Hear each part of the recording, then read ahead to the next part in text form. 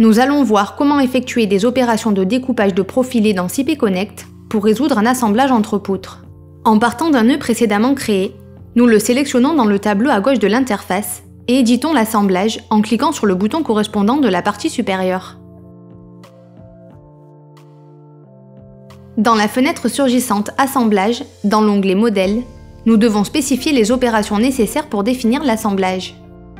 Dans cet exemple, des opérations d'ajustement ont déjà été effectuées pour les profilés des poutres B2 et B3 qui sont perpendiculaires à la poutre B1. Maintenant, nous allons introduire les découpes nécessaires pour éviter les conflits que le logiciel identifie entre les platines des poutres. Pour ce faire, nous cliquons sur l'option « Découper profilé » de la barre d'outils supérieure. Dans le menu déroulant, nous sélectionnons parmi ceux disponibles le profilé à découper. Dans ce cas, nous choisissons l'une des poutres secondaires B2.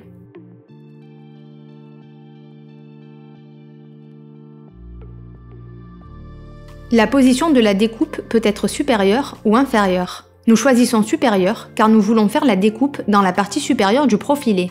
Dans Type de découpe, nous précisons s'il s'agit d'une découpe droite, avec rayon de congé ou avec perçage. Lorsqu'elle est droite, nous ne saisissons que les dimensions X et Y de la découpe dans les unités indiquées. Le diagramme inférieur permet de connaître le système de référence de ces dimensions. Elles se réfèrent toutes à l'enveloppe du profilé, c'est-à-dire à sa géométrie d'origine avant l'utilisation de tout ajustement. Nous pouvons utiliser les options de visualisation dans la barre du haut pour rendre visible l'emplacement de l'enveloppe dans la vue de l'assemblage. Nous rendons les profilés transparents en cliquant sur la cellule de la colonne Dessin et activons l'affichage Enveloppe à droite. Après avoir cliqué sur Accepter, les enveloppes des profilés sont affichées en gris.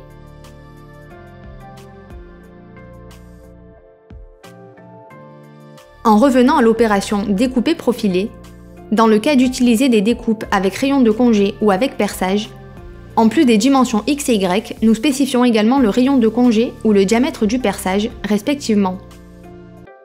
Dans cet exemple, nous utilisons une découpe avec rayon de congé, donnant une dimension X de 10 mm, une dimension Y de 30 mm et un rayon de 10 mm.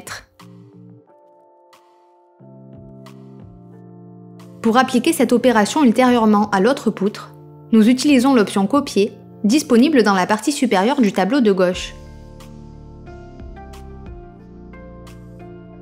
Dans cette nouvelle opération, dans la section Profilé, nous sélectionnons la poutre B3, mais conservons le reste des paramètres avec la même valeur. À partir de ce moment, nous devons ajouter le reste des opérations nécessaires pour compléter le modèle de l'assemblage avant de pouvoir effectuer son calcul.